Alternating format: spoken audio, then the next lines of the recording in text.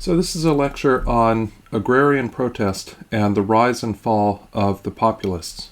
And I'm going to structure it in sort of two broad categories. First, I'm going to talk about the problems that the agricultural economy had created for the South in the late 19th century, particularly sort of in the 1870s and 1880s.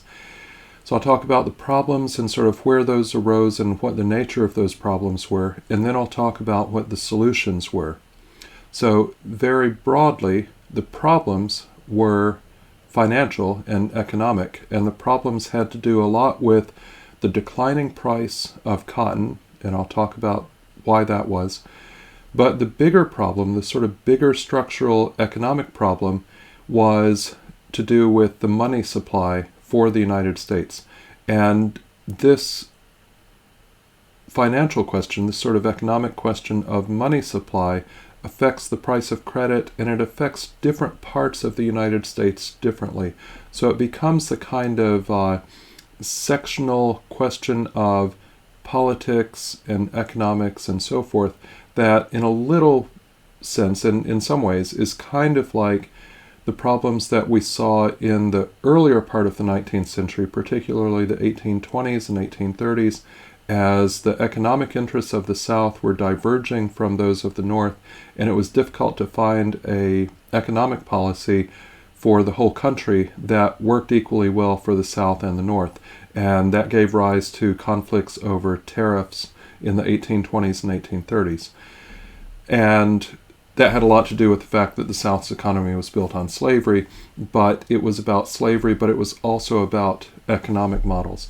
What we see in the period after the Civil War and after emancipation and so forth is in some ways a similar sort of thing, in that it becomes difficult, politically difficult, to find economic solutions that fit the whole country, and the economic policies that are put in place affect the South in different and in really sort of disadvantageous ways compared to how they affect the North. When we get to the solutions part of the lecture, I'll really be talking about organizing and organization of the people who are affected by those problems. And we'll focus primarily on a sort of non-political organization called the Farmers Alliance, which was effectively, you could think of it as a sort of local lobbying group, a sort of reform organization along the lines of a lot of national reform organizations in the 19th century around issues like temperance or even anti-slavery and things like that. It was a broad organization that had a lot of local branches, and they try to do different things. But eventually, they're not able to succeed without going into electoral politics, and that's where we get the People's Party, or as it's more commonly known, the Populists. So that's going to be the structure of today's lecture. So the problem is, and I'm going to focus entirely really on cotton, because if we look at the map and if we look at the statistics, that affects most of the South. There are other issues and other things going on with other crops. There's industrialization, which we'll talk about in a different lecture. But in terms of what drives the agrarian crisis and then what drives the rise and eventually the fall of the Populist Party, it is the crisis in cotton. And commodity prices, the price of cotton had been falling consistently, not steadily, because it's sort of peaks and troughs, or not a lot of peaks and a lot of troughs. But the price of cotton had been dropping since the end of the Civil War, and it sometimes drops more precipitously than others, but it drops really from the end of the Civil War until the end of the century.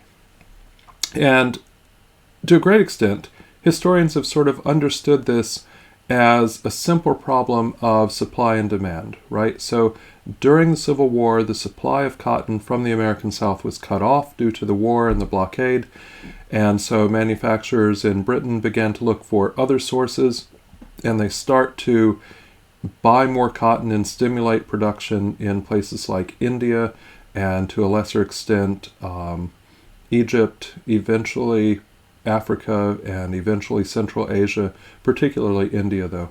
And there's an argument that as the Civil War ends and cotton production gets back on track in the South, they're now sort of competing in this world market with these other parts of the world which are also producing cotton. So you get a greater supply, and that, as we understand from Economics 101, that the supply increases and the demand doesn't increase as fast, and therefore the price falls. And that's how historians have traditionally understood this. I think that is overly simplistic. If you look at my book, The Cotton Kings, I make what I think is a pretty good argument that while supply was increasing, and that does have a sort of drag effect on prices, demand is also increasing. And the thing that a lot of historians haven't accounted for is that the market wasn't really working effectively and efficiently to set a price that accurately represented the relationship between supply and demand. So I argue that as futures contracts become a new and important and really crucial financial instrument in the cotton trade, and this starts in the 1870s and sort of accelerates into the 1880s, and by the 1890s is really the main thing shaping the price of cotton is futures contracts. And I won't go into the details of that, but if you're interested in it, have a look at my book because I lay it out in great detail there. But the problem is that the markets where those contracts are traded, particularly the New York Cotton Exchange, because New York is not transporting as many bales of physical cotton through their market, they sort of respond to sort of try to retain control of the market for cotton futures. They come up with all sorts of rules and sneaky processes and corruption and so forth that allow the cotton brokers who are selling and buying and selling these cotton futures contracts, they can make a lot of money, but it leads to great volatility and distorts the price of cotton. And actually, especially as you get into the 1890s, it really depresses the price of cotton substantially. So this is a factor that is just sort of accelerating through the time period that we're looking at. So all of these things, sort of basic supply and demand, and also problems of inefficiency and manipulation in the market, are pushing the price of cotton down. Now, this is a problem because it creates a cycle of debt for farmers. So, as we talked about in the Reconstructing Southern Agriculture lecture a little bit, when you're growing a crop like cotton and putting all of your emphasis on this one crop, then you're not growing food, and you have to eat through the year while you're waiting for the cotton crop to mature and to be harvested and sold and so forth. So farmers are going into debt with local merchants to provide food to sort of sustain them through the year until the cotton crop is ready for harvest and they can get their money and then pay off their debts and everything. Now, the creditors, usually merchants, actually push this process of growing cotton because they know that cotton is not going to go bad. They know that it's sort of easy to keep track of. They can sort of see how much cotton is going to the cotton gin to have the seeds removed and to be baled and so forth. So they know that, the farmer's not going to sort of sneak out in the middle of the night and, harvest half the crop and then sell it, and then they'll be left holding the bag when the farmer can't pay off the debts, that sort of thing. So it's an easily surveilled sort of crop. It doesn't go off. It's relatively easy to know the value of it. I mean, the price is volatile and so forth, but at least you know that there is a market for it, and you can, to some extent predict, sort of what kind of cotton and what quality and roughly what price it'll bring and so forth. So creditors are more likely to lend farmers money if they grow cotton than if they say, well, I'm going to grow a little bit of cotton and some corn and raise a few, fields full of hay and this, that, and the other, and sweet potatoes and whatever else you might grow. So the farmers are sort of locked in, and that's sort of a phrase that you see in the literature, they become locked into growing cotton because they have to grow cotton in order to get the loans that keep them going so that they can grow anything and hopefully make enough money to pay off the loans and so forth. But the steadily declining price of cotton means that they can't pay out at the end of the year. So they start the year borrowing and planting a certain amount, assuming they're going to make a certain amount of money. But by the time they harvest that crop, the price of cotton has declined maybe another quarter of a cent per pound or maybe a half a cent per pound. And they realize that the cotton they've grown isn't going to pay for the cost of the food they've eaten and the clothes they've worn and the fertilizer they've put on the land and the equipment they've bought and things like that. So we get into a cycle of farmers going deeper and deeper into debt every year as they're sort of stuck and locked into this cycle of growing cotton on credit. So eventually, whoever's carrying the credit, the local merchant, says, you're further in debt this year than you were last year, and you're further in debt that year than the year before. So, I've got to get my money back, so I'm going to need, before I lend you some more money, I'm going to have a mortgage on your land. And then when the farmer can't pay that off, eventually the merchant takes the land to pay for his debts because the merchant owes the wholesaler and the bank's money. So eventually, when you don't have land to mortgage, you might mortgage your livestock, the mules that are pulling the plows and everything. You might mortgage the plow itself.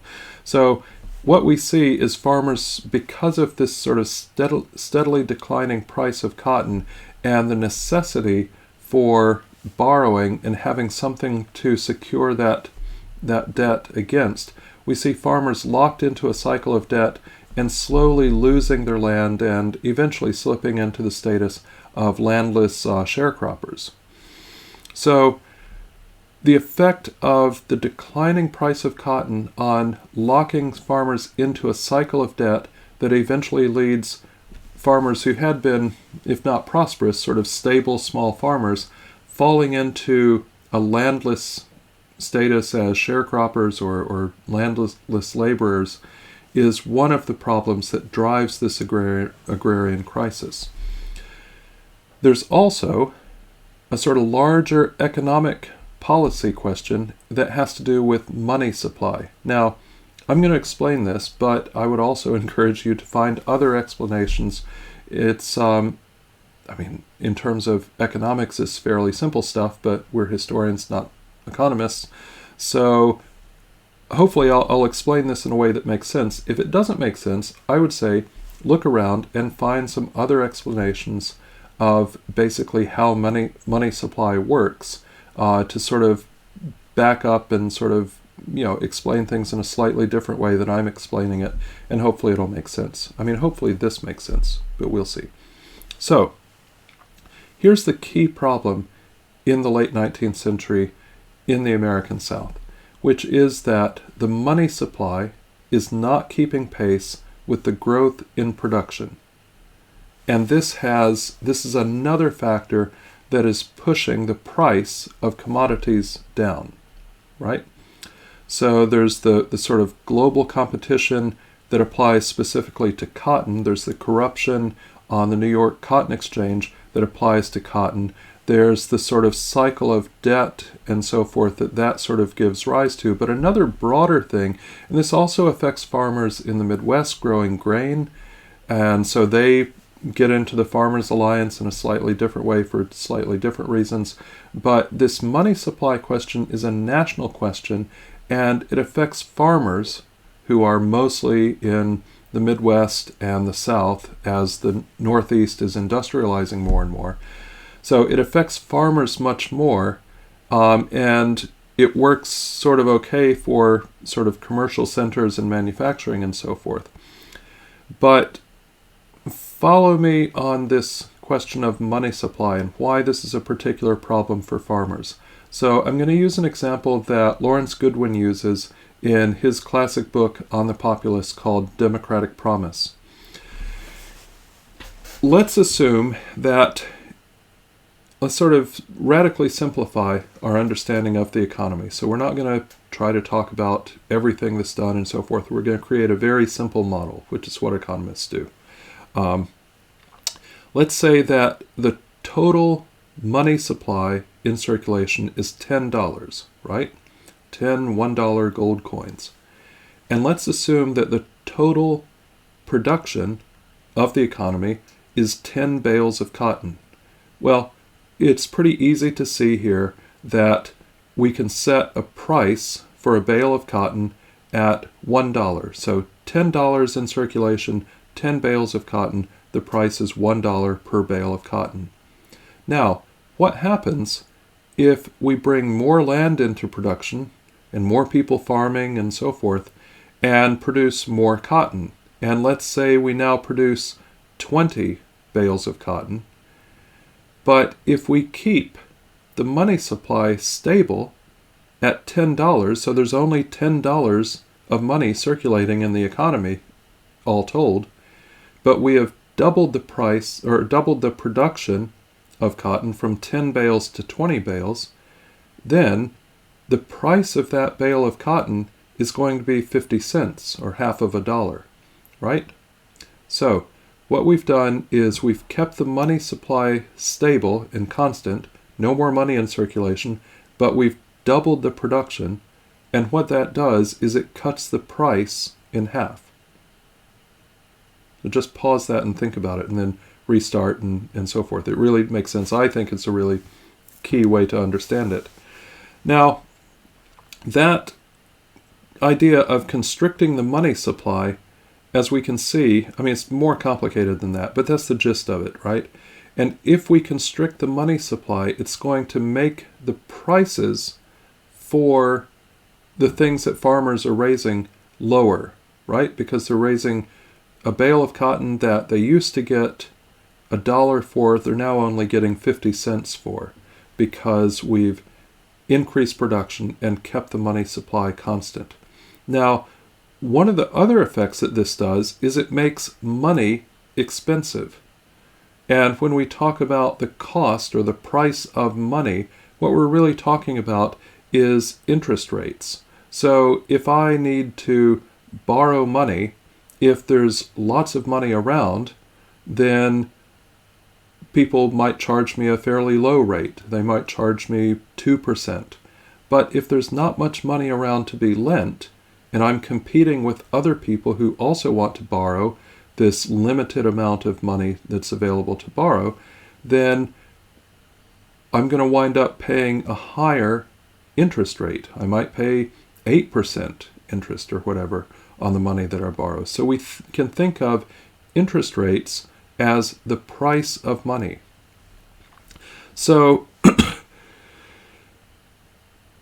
this, I mean, it's worth saying actually to backtrack a little bit that this sort of tight money supply pushes up interest rates, and that affects these farmers who are borrowing from the Crossroads store, because the Crossroads store is borrowing and has lines of credit back to financial centers in New York. So it affects farmers in that way. But to sort of bring this back to a more sort of national level and sort of get back on track of what I was going to say, this question of, why is it, in whose interest is it to keep interest rates high, right? So why would you do this? I mean, it has bad effects on farmers. Whose interest is it serving? Well, this takes us back to the Civil War, and a lot of the Civil War was funded by government bonds that were issued. This creates a controversy after the war over people making a profit on the bonds that they invested in during the war to finance the war at the expense of everybody else who didn't have any money to invest in the bonds. And maybe what they invested was actually going to war and getting shot at and having their arm blown off and stuff like that. So this creates a sort of long-running tension in American society and American politics between people who were holding the debt of the government that had been used to pay for the war, and the people who had contributed to the war effort in other ways.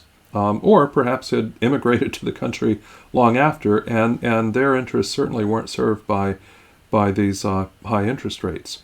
So the way a bond works is that you invest a certain amount of principal for a specified amount of time, let's say 30 years. So you buy a bond in 1862, and it's a 30-year bond, and you invest $1,000 in it. And you're going to get that $1,000 back only when the bond matures in 1892, 30 years later. So you can't go in 1875 and say, hey, I want my money back, because that's the deal. You've invested it for this long period of time. So it's a sort of long-range investment tool or sort of financial instrument. But in the meantime, you're getting interest on the bond, on the principal, that's paid every year.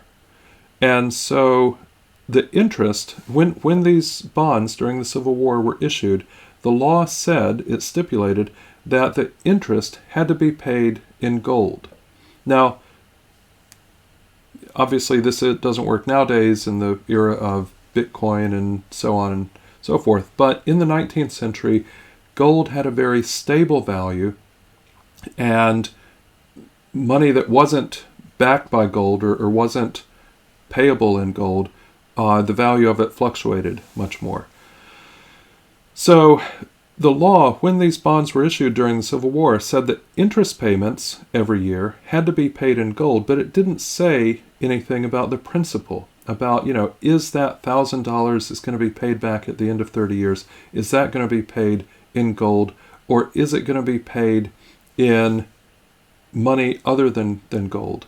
And something else that happens during the Civil War is inflation goes up quite a lot. And during the Civil War, the federal government starts issuing currency known as greenbacks. So just sort of normal paper money. But these greenbacks, because of inflation, are sort of steadily worth less. That's sort of the nature of inflation. So the concern is that if the principal is paid back, if this $1,000 is paid back in gold in 1892, then it's going to be worth $1,000. If it's paid back in $1,000 of greenbacks, it's going to be worth a little bit less than $1,000. And obviously the people who've invested in this are not best pleased by this. So then we get the Public Credit Act of 1869, which clarifies this matter about bonds, and it says that the Civil War bond principal will be paid back in gold. The next thing that happens is the Specie Repayment Resumption Act of 1875, where during the Civil War, the United States had stopped allowing banknotes to be redeemed for specie, for gold, right? For gold coins or silver coins. And basically created a fiat currency that floated free, that wasn't linked to the gold standard. The 1875 Specie Repayment Resumption Act returns the United States to the gold standard and does so by saying that you can redeem greenbacks in gold. And then you get the Coinage Act of 1873, which gets rid of using silver for dollar coins and relies just on gold. So all of these things, and we don't need to necessarily go into great detail on it, but all of these policies and legislation that's passed in the 1860s and the early 1870s by the Republicans mostly, contracts the money supply, the national money supply. And so what this means is that the money supply across the United States is not expanding as production is expanding. So if we come back to the $10 and the 10 bales of cotton example, what we have is a situation sort of like that, where the whole economy is expanding and grain production is expanding across the Midwest, cotton production is expanding in the South, and so on. But the money supply is not increasing steadily to match the increase in production. and that drives prices down, and more importantly for our purposes, or just as importantly, it keeps interest rates high. So this is very good if you're a creditor, right? If you're lending money and people owing you money, because the interest rates that they're paying you are very high. So that's great. You invest $100 and at high interest rates, you get $120 back. That's brilliant. But if you have to borrow money, that's really bad because, you're borrowing money and the interest rates are very high. If we think about the student loans that universities are funded by in the UK, those interest rates are pegged to market rates. So that's not good. And hopefully you can sort this out. Maybe you need a populist party or something. But basically, high interest rates, good if you have money that you're lending to other people and getting the benefit of the interest rates. Very bad if you're borrowing money and in debt. But it's also bad if you're a farmer or anybody trying to sell stuff, because as we've talked about before, this constricted money supply keeps the prices of commodities low. So that's the problem that we've got here. And this is why it becomes, it's referred to and sort of conceptualized as an agrarian crisis, because there are all these different pressures just sort of coming from all directions and turning farmers who are, working just as hard as they ever did, and to a great extent raising larger crops of cotton. But ironically, they're actually going deeper and deeper into debt and losing their land and just sort of steadily going backwards no matter how hard they work. So that's the problem of the agrarian crisis of the 1870s and into the 1880s. So now I want to turn to the second part of the lecture and think about the solutions that they come up with or that they attempt.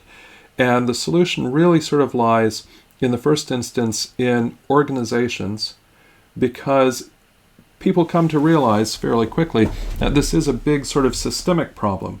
And it's not a matter of just one farmer saying, well, I'm going to change what I'm doing, because, as I was saying, farmers get locked into the cycle of raising cotton and, are sort of trapped in that cycle of debt and can't get out on their own. It's not a matter of just sort of working harder and raising more cotton, because you're raising more cotton, but the price is falling and the money supply is restricted and you're not making as much money and so forth.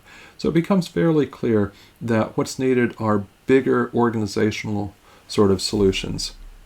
And the first response is an organization called the Patrons of Husbandry. There's a very sort of old-fashioned sort of name and term for agriculture, more commonly known as the Grange. And this really sort of gets going in the 1860s, before these problems had gotten particularly bad, and is kind of politically quite tightly tied to the Democratic Party. And it's not particularly relevant to this, except that it is an agricultural organization that is starting to try to look at these problems and try to think about what to do. It also is kind of in the broad framework of associational life in the 19th century and the rise of fraternal organizations and burial societies and all these sort of organizations that spring up in the 19th century. And this one just happens to be more for farmers, and it's starting to try to grapple with these questions of what's going on and so forth. It's quite big in the sort of late 1860s into the 1870s, and it's much less of a factor as we get into the 1880s, and it's still sort of there, but it fades away and is eclipsed by other organizations. But it's good to know about that. There are also, in the early 1880s, a variety of other organizations being formed by farmers trying to figure out what's going on, trying to come up with some sort of collective response and approach to affect the system that they're operating within, to either deal with the problems they're facing better or to try to change the structural things that are affecting them. But the most significant and eventually the largest and most durable of these is the Farmers Alliance. Now there's a Western Farmers Alliance that deals with the Midwest and grain farmers and so forth, and a Southern Farmers Alliance. And since this module is about the South, let's forget about the Western one, but it's out there, and it kind of feeds into the political movement of the Populists later. But our focus is going to be on the Southern Farmers Alliance. So it begins in Texas and starts in 1883, and they hold their first state-level conference in Texas in a place called Cleburne, Texas, in 1886. And at the Farmers Alliance Conference in Cleburne, Texas in 1886, they issue the Cleburne Demands. So they've sort of looked at the problems and said, this is what we need to solve the agrarian crisis that farmers are slipping into. They need changes to the money supply. They want more cooperatives in terms of businesses to supply the things that farmers need at a sort of cooperative, non-profit making orientation rather than sort of merchants trying to make loads of money and sort of extract profit from farmers, so they're going to try to set up cooperative. They call for government to start collecting and disseminating labor statistics so that farmers and everybody sort of have a better understanding of what's going on in the economy and can respond accordingly. They want what's called a mechanics lien law, which, to come back to what I was saying about liens in the earlier lecture, means that the person doing the work gets the first slice of the value of whatever the lien is against, in this case the crop. They want to get rid of convict leasing.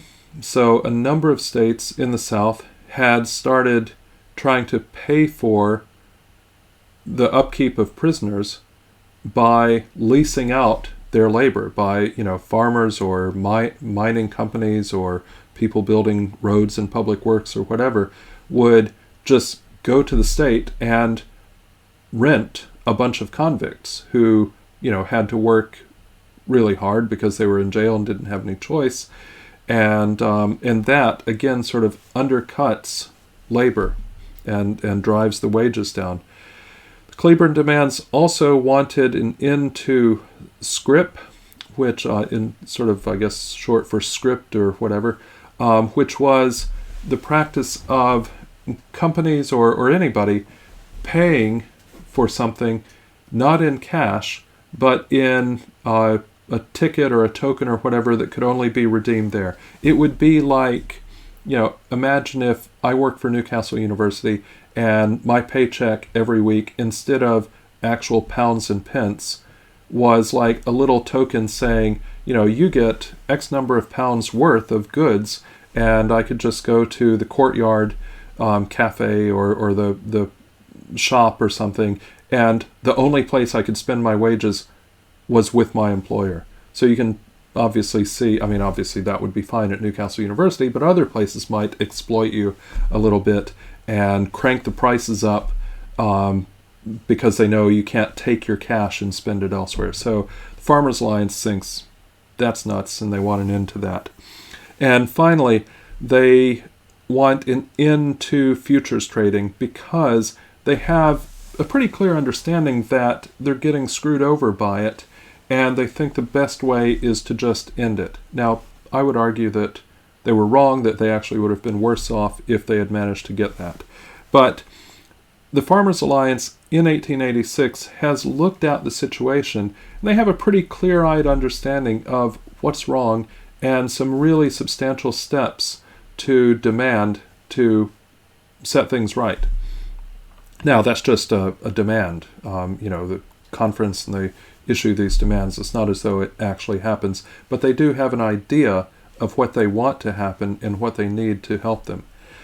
There's another convention the next year in Waco, Texas in 1887, and it's really at this point that the ideas of the Farmers Alliance begin to really take off and spread quickly across the South. And they spread through Farmers Alliance newspapers. So there's particular newspapers that are really aimed at and allied with the Farmers Alliance, and more of these newspapers begin to spring up. But the really big way that these ideas travel through the South is through an organized system of lectures. So traveling organizers sponsored by the Farmers Alliance. So they hire full-time people who learn about this stuff and learn to sort of how to explain it to people. And they travel around with this sort of organization of really sort of a very systematic and extensive set of practices around political and economic education. So there's lots of farmers who just get up in the morning, go out in the field and work all day and come home. And the Farmers Alliance lectures are trying to say, okay, here's how money supply works. Here's why you're getting poorer every year. And here are the things that we need to be mobilizing for and demanding change for that will actually improve your situation. So this is a really significant sort of thing, and it creates a sort of what an earlier generation of historians, Lawrence Goodwin and Robert McMath, call a movement culture. And they're sort of taking that idea of movement culture out of the civil rights movement of the 1950s and 60s that they had just observed. And in the 1970s particularly, when these two historians are writing, they're sort of recognizing that the same kind of culture of the political movement of the civil rights movement could be found in this earlier period in the Farmers Alliance. And they argue that it's really important, and it's a really key sort of moment in sort of democratic engagement and the idea that all citizens can understand these actually quite complex and sophisticated economic ideas that affect their lives is quite significant, and that they can organize to push for changes to those broad structures, and even something as sort of broad and abstract as money supply, that they can understand how that affects them personally, and that they are empowered through that knowledge and collective action to push for changes that will make things better for them. So Goodwin particularly sees this as sort of the moment when it's possible for sort of modern capitalism to be democratized. It's also important to say that women, although they're not able to vote, are very involved in the Farmers Alliance, in the organization and coordinating meetings and being engaged in all the activities. So even though they're not able to vote, women are very involved. Now, there is, of course, in the South a problem of race, because a lot of the farmers who are being affected are white, but black farmers are affected just as much. And what winds up happening is not an integrated organization, but a parallel organization for African Americans called the Colored Farmers Alliance. And they're very, friendly with each other and cooperate, but they don't exist within the same organizations. And this probably in some ways is due to the fact that there is this strong movement culture, and they're having lots of meetings, and they're having picnics, and just sort of doing stuff together and sort of building up a social side of this alongside the campaigning side. And there's a realization that there are a lot of white Southerners who are, very much in favor of these political changes and stuff, but they have these racial prejudices, and they're simply not going to engage in this sort of thing in an organization with African Americans. And so they're happy to sort of campaign alongside each other, but they want that bit of separation. So from 1887 to 1889, the Farmers Alliance organizes across the entire South, and there are lots and lots of local chapters set up. There are then state-level organizations, and by 1889, there's 662,000 members, and they further expand the next year, 1890, there are 852,000 members. Now it's just a humongous number when you think about it. And what they've developed here is not an idea to get rid of capitalism, but they have an idea of doing an alternative way of doing capitalism based on ideas of cooperation and establishment of cooperatives. So the cooperative movement that starts in England, in Rochdale, has sort of expanded and been influential in the United States in the 1840s, 50s, 60s, and into the 70s. And this becomes an idea for how to organize the economy. So there are cooperative stores So if farmers are going into debt for the things they have to buy at the store, excuse me, they can go into less debt if they have stores that are organized along cooperative principles. So everybody is a member and makes a small investment, and it's run on a non-profit sort of basis, so they're not trying to, make profit out of the transactions. They're just trying to provide the goods at the lowest possible cost. And these cooperative stores pop up all around the South. A lot of these then go out of business in the Panic of 1893, another financial panic like the Panic of 1873. The very last one operated in Siler City, North Carolina, a little ways south of Chapel Hill. And I did some oral history interviews there 20 years ago in 1999. And sadly, that one finally closed. It was still run as a cooperative under the original charter until it closed about 2 or 3 years ago in 2018 or 19. There were also attempts by the Farmers Alliance to organize cooperative manufacturing of things that farmers needed, like shoes or whatever. That was a lot more difficult to organize. It never really got off the ground, and those ventures went under quite quickly. There was a broader idea. A guy named Thomas McCune came up with an idea of a sub-treasury to try to change the role of basically how farmers accessed money and credit, and to bypass the sort of centralization of finance in Wall Street and the sort of lines of credit that led from Wall Street to the merchants in the countryside that were charging really high rates to farmers. So McCune's sub-treasury plan is that every county that produced more than $500,000 worth of agricultural products, and that would be most counties in the South, would have this sub-treasury, and the government, federal government, would establish a warehouse to hold and consolidate agricultural goods as they were being produced. So when you harvest your crop, whatever it is, but particularly this is important for cotton, you would deposit your crop there, and you didn't have to sell it immediately because there's a lot of pressure on farmers to sell as soon as they harvest, because they're paying interest on their debts and they need to get that debt paid off as soon as they can. But the problem with this is that there's a sort of season and a cycle, and if everybody is selling at the same time, the price is going to be lower. And it's better if they can sort of wait a little bit longer for prices to go up. So the idea of the sub-treasury would be that farmers could put their bales of cotton in there and wait for prices to go up a little bit. But while the cotton was in there, they could borrow 80% of the value of it at a low interest rate, at 2% interest. Now, this would increase the amount of money in circulation, it would cut the middlemen out, and it would also raise prices because you didn't have all of the harvest coming on the market at the same time. So you could sort of spread that out a bit more.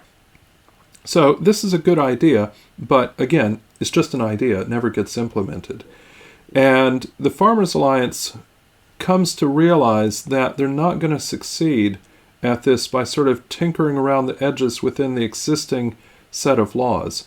Congress simply doesn't act on this sub-treasury plan. So the Farmers Alliance realizes that they're going to need to get directly involved in politics to make the changes that they need, especially these sort of big changes on the money question. They can do cooperatives within the existing legal framework, but to address these larger questions of the money supply, the Farmers Alliance is going to have to go directly into politics. So in December of 1890, the Farmers Alliance has a big meeting in Ocala, Florida, and issues something called the Ocala Demands, and those are in the document to look at for this week. These are much more comprehensive than the Cleburne Demands, and there's some success in electing Farmers Alliance members to state legislatures in 1890, but there's just not enough of them. They're not Democrats, they're not Republicans. They find it difficult to accomplish much in the legislature. So what we see then is the shift from the Farmers' Alliance to the creation of the People's Party. So between 1889 and 1891, the Farmers' Alliance had been talking with another sort of labor-oriented organization called the Knights of Labor. Now, the Knights of Labor had started, it had expanded started in 1869, but it sort of goes public and expands rapidly in the earlier part of the 1880s. And it's oriented around all sorts of labor, but particularly industrial labor, pretty much everything except farmers. There are some Knights of Labor farmer organizations, but they never really sort of make great inroads. It's more of an industrial national labor union. But the Farmers' Alliance had been sort of talking with them because they shared a lot of the same goals from 1889 to 1891. Now, by 1891, the Knights of Labor is more or less evaporated, so there's not really much of it left. But the Farmers' Alliance form into a political party called the People's Party in February of 1892, and they're led by Leonidas L. Polk in North Carolina. So he's the national leader of the People's Party. Now, 1892, of course, is an election year, congressional elections, but also a presidential election going. And Polk was going to be the presidential candidate, but then he dies in June of 1892, leaving the party and their plans in complete disarray.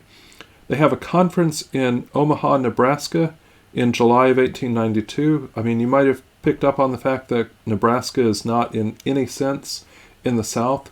They have this conference because the Southern Farmers Alliance has joined forces with the Western Farmers Alliance in the People's Party. So it's all of these Farmers Alliance types are backing the Populists. Populists is another word for the People's Party.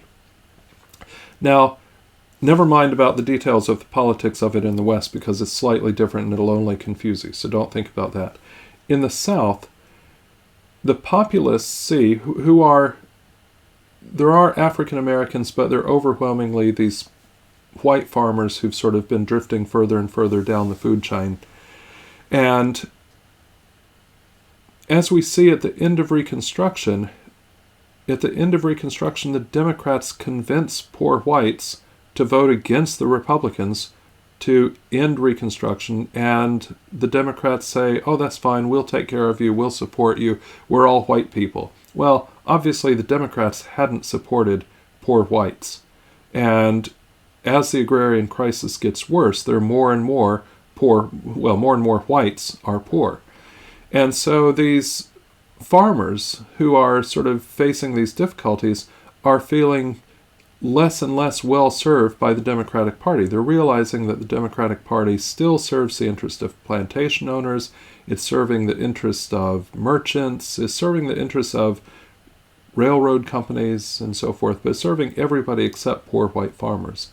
So white people in the Populist Party team up with the Republican Party, which by this point is mostly African American, in opposition to the Democrats. And this plays out differently in different states, but this alliance, or this fusion is the word that's often used, fusion between the Populists and the Republicans against the Democrats, is strongest in North Carolina in the years between 1894 and 1898. At a certain point, the fusion of Populists and Republicans wins control of the legislature and the governorship in North Carolina in this period between 1894 and 1898. Now, at a national level, in 1896, the Populist Party endorses the Democratic candidate for president, and the Democratic candidate is William Jennings Bryan. And a lot of this hinges around this question of money and whether silver will be used to expand the money supply, or whether the money supply will still be pegged only to gold. And this, in some ways it oversimplifies things, but this would have made a big difference, and this is why why Bryan makes this famous Cross of Gold speech, and it's worth listening to the recording of it that's in the documents for this week. And the Populists and the Democrats endorse a looser money supply position by including silver in the money supply, but they lose by 600,000 votes out of a total of 13.5 million votes. Bryan loses the election for president to William McKinley, and the Populist Party goes into a pretty swift decline after 1896. So the Populist Party is a force from kind of the Ocala demands is when the Farmers Alliance sort of gets into politics. They form a separate party in 1892, and they're a significant factor for about 4 years, but after 1896, the Populist Party goes into swift decline. 1898, they are ousted from power in North Carolina, which was sort of their last big stronghold, in a really nasty white supremacy campaign that ties in with, or one aspect of it is a military coup against an elected government in the city of Wilmington, North Carolina in November of 1898. And you may have seen references to it recently because it's, really the only regular sort of coup against an elected government in U.S. history. And so this attempt to, again, kind of like during Reconstruction, where Reconstruction is trying to expand rights for African Americans, but also just really expand rights for poor working people against sort of entrenched established interests. The same kind of thing comes up in a slightly different context, a different sort of national political context during the Populist period.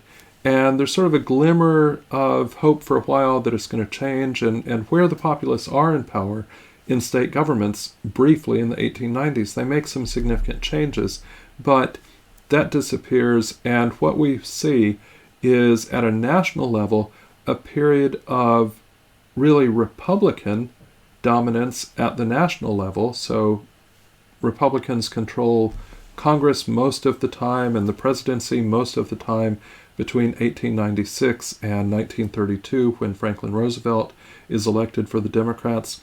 So the Republicans are, at a national level, the dominant sort of party, but in the South, the Republicans just effectively evaporate. In a lot of cases, they don't even run candidates anymore, and the Populists just evaporate, and the South becomes very much a single-party region, with the Democrats in the South being the party of white supremacy. So you wind up in a situation where Republicans at the national level, they have strong support and they're more or less controlling things, but they're happy to sort of leave the South alone and let white supremacy Democrats just run the show down there. We'll talk more about that in the lecture on Jim Crow, but the point I want to make here is that it's really these sort of questions of economics and class and all of this sort of thing that drive those political changes, and that really sort of by the end of the 19th century. So I'm kind of wrapping this module up this time around 1900-ish. And at that point, we've settled into a pattern where the South is just sort of under the control of Democrats and hands off from the national government. And that really remains the case until the civil rights movement of the 1960s, it sort of starts before the 60s, but the civil rights movement after World War II begins to shake that up.